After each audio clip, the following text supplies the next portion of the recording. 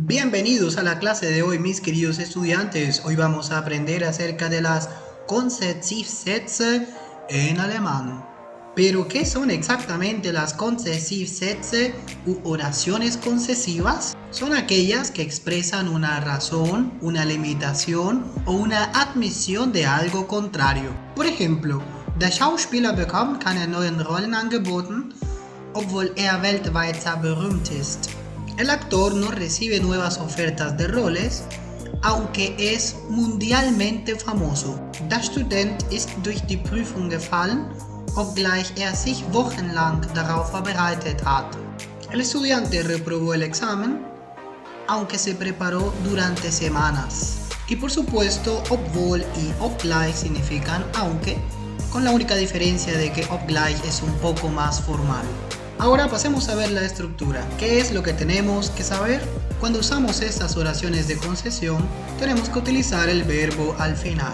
Por ejemplo, der 8-jährige Tim kann noch nicht rechnen, obgleich er schon 2 Jahre die Schule besucht.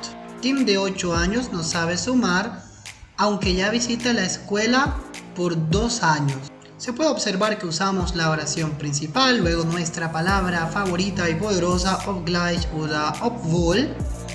Luego continuamos con la oración con el sujeto y el verbo debe estar al final y conjugado.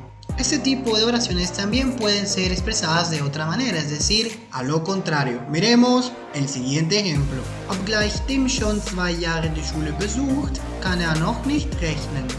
En español, aunque Tim ya visita la escuela por 2 años, no sabe sumar. Y como podemos observar en la estructura, primero comenzamos con nuestro conector subordinante, luego el sujeto, inmediatamente usamos el verbo al final, seguido de una coma para separar la oración, y luego tenemos que hacer una pequeña inversión sujeto-verbo para que quede realmente bien construida la oración. Por eso utilizamos aquí kann er y no er kann.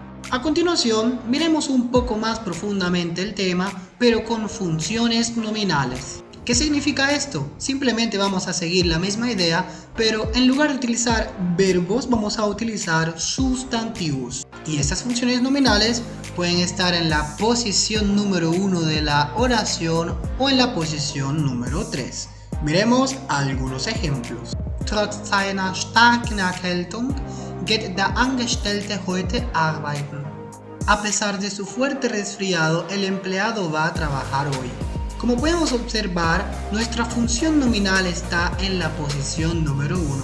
Ahora miraremos un ejemplo en el que lo utilizaremos en la posición número 3. Zum Beispiel, der Mann fährt ungeachtet seines enormen Alkoholkonsums mit dem Auto nach Hause. En español, el hombre conduce el carro a la casa a pesar de su enorme consumo de alcohol.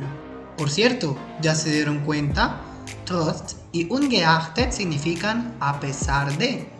Se suelen utilizar inmediatamente con sustantivos y además se utilizan con genitivo. Estas dos palabras rigen el caso genitivo. Pero no se preocupen si tienen problemas con ese caso genitivo. Al final encontrarán un video relacionado con el tema. Ahora proseguiremos con los adverbios concesivos, los cuales se ubican en la primera o la tercera posición y que además siempre están separados con un punto. Miremos los ejemplos. David ist erkältet, trotzdem geht er zur Arbeit. En español, David está resfriado, sin embargo, va al trabajo. Pero ¿qué tal un ejemplo con un adverbio concesivo en la posición número 3? Aquí lo tenemos. Karl ist krank, geht dennoch zur Arbeit. En español, Karl está enfermo, él va sin embargo al trabajo. Y tenemos un tercer ejemplo. Ich habe viel Arbeit vor mir. Allerdings freue ich mich auf die Herausforderung. En español, tengo mucho trabajo por delante. No obstante, sin embargo, me alegro por el desafío. Pueden continuar aprendiendo alemán con este video que habla sobre el genitivo, lo cual les aclarará mucho la situación con estas palabras que acabamos de aprender ahora y esta lista de reproducción con la que podrán continuar aprendiendo muchísimo más este maravilloso idioma. Suscríbanse y hasta la próxima.